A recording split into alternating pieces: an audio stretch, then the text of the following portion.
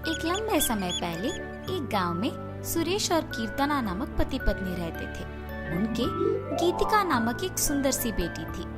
सुरेश हमेशा सबके सामने बेवजह गर्व से पेश आता था। एक दिन शाम के समय में कीर्तना उनके घर पे वड़ा पाव बनाती है। कीर्तना, तुम्हारे हाथ का ये वड़ा पाव सच में बहुत स्वादिष्ट है।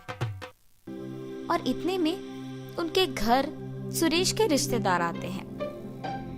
अरे सही समय पे आए हैं, मेरी बीवी अभी अभी गर्मा गर्म वड़ा पाव बना रही है, बहुत स्वादिष्ट है। कीर्तना, जरा मेरे रिश्तेदारों के लिए भी वड़ा पाव बना के ले आना। जी अभी लाई। ये कह के गर्मा गर्म वड़ा पाव बना के वहां लाती है और उनके रिश्तेदारों को परोसती है। उनके रिश्तेदार उसे खाने के बाद कहते हैं, सुरेश, तुमने ठीक कहा, हम वाकई ही सही समय में आए हैं, वरना इतने स्वादिष्ट वड़ा पाव हम नहीं खा पाते। मेरी बीवी जब भी वड़ा पाव बनाती है ऐसे ही एकदम स्वादिष्ट वाले ही बनाती है, इसीलिए जितने भी बार बनाती है मैं उन्हें उतने ही प्यार से खाता हूँ। हाँ, बात तो सही है, इतने स्वादिष्ट वड़ा पाव तो कोई आसानी से नहीं बना सकता। अगर तुम्हारी बीवी ने दुकान लगाया तो लोग खरीद के खाएंगे इन्हें। हाँ नरेश, अगर मैं इतना स्वादिष्ट वड़ा पाव बनाती तो पक्का दुकान लगा देती। अगर मैं अपनी बीवी के साथ एक वड़ा पाव का दुकान शुरू करूंगा तो सभी वही आके खाएंगे और उन्हीं स्वादिष्ट वड़ा पाव के बारे में सारा गांव बात करेगा। ये एक अच्छा सोच है।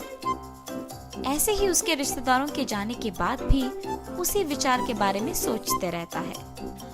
तब कीर्तना को नजर आता है कि उसके पति किसी सोच में पड़े हैं। उनके पास जाकर कहती है, क्या हुआ जी, किस चीज के बारे में इतना सोच रहे हैं आप?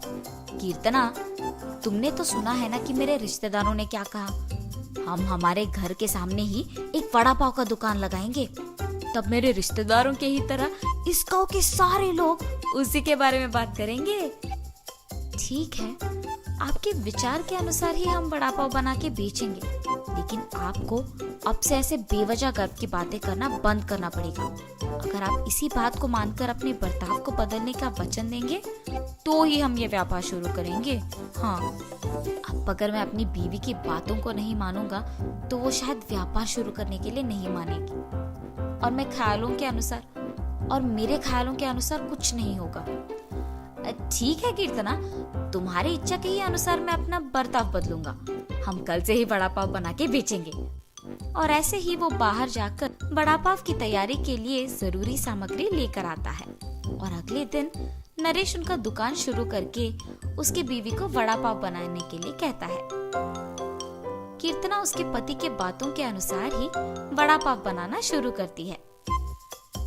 स्वादिष्ट और गर्मा गर्म वड़ा पाव, आइए बाबू आइए। ऐसे जोर जोर से चिल्लाने के कारण उस तरफ जाते हुए सारे लोग आकर्षित होकर उसके दुकान आते हैं और वड़ा पाव लेके उन्हें खाने लगते हैं। सुरेश, वड़ा पाव तो बहुत गर्म और स्वादिष्ट है। हाँ, अब तक मैंने इतने स्वादिष्ट वड़ा पाव कहीं नहीं खाया है।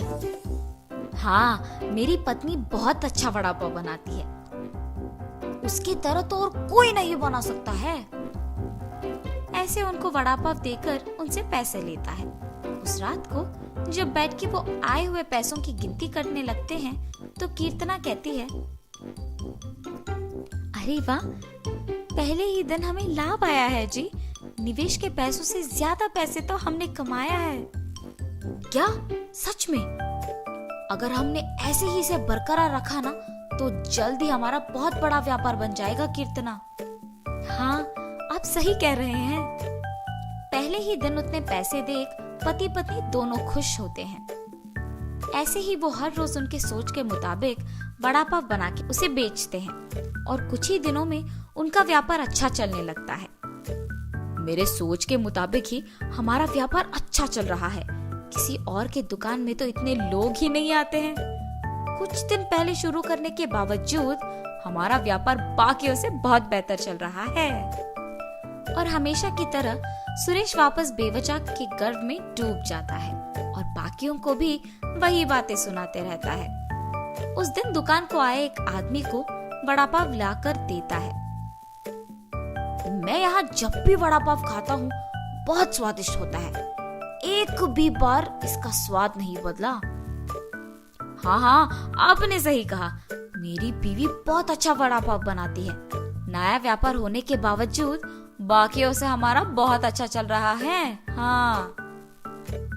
ऐसे ही वहाँ मौजूद सभी से बात करता है और ऐसे ही बात करते हुए वो उन लोगों से पैसे लेना भूल जाता है। उसके पैसे ना लेने के कारण सभी वहाँ आके उसकी गर्व की बातें सुनकर पैसे दिए बिना चले जाते थे। कुछ दिन बाद सबको जब सुरेश की कमजोरी का पता लग गया तो वो वड़ा पाव मंगा के उसे खा के पैसे देने के लिए उसके पास जाकर वड़ा पाव के बारे में बात करना शुरू करते थे। सुरेश उनकी बातों में पड़ के गर्व की बातें करता था और उनसे पैसे लेना भूल जाता था और कुछ देर बाद वो लोग वहाँ से पैसे दिए बिना चले जाते थे। सुरेश के इस बर्ताव के कारण उनके व्यापार में नुकसान होता है और अचानक उनके सपने टूट जाने पर पति पत्नी दोनों बहुत निराश होते हैं। कीर्तना, मुझे माफ करो, इस सब का कारण मैं हूँ। मेरे इस झूठे गर्व के कारण ही सबको मेरी कमजोरी का पता लग गया और उन्होंने उसका फायदा उठाया। इसीलिए हमें अब नुकसान भुगतना पड़ रहा है। ऐसे कह के बहुत दुखी होता है। आपको अपनी गलती का एहसास हो गया, बस ये काफी है। अब से हम हमारा व्यापार ढंग से चलाएंगे। ठीक है कीर्तना। और तब से पति पत्नी दोनों उनका वड़ा पाव का व्यापार बहुत अच्छे से चलाते हुए खुश रहते।